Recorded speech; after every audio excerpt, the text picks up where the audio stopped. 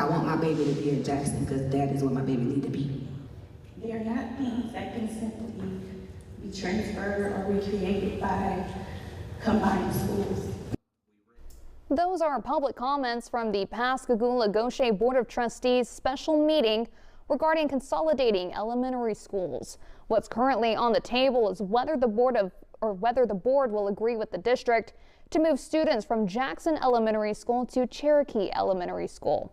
If agreed, Jackson Elementary's campus would be used for alternative programs like GED and bilingual programs. The public comments range from security concern to overcrowding to school history being wiped away. Board of Trustees President Matthew Johnson says these comments will all be taken into consideration.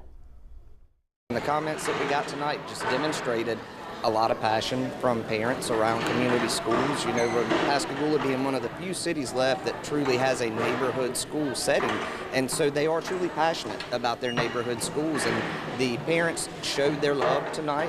The educators from both campuses that were in discussion this evening talked about the passion and love they had for their campuses as well. Tonight's decision has been tabled until the next school board meeting on Monday at 6 p.m.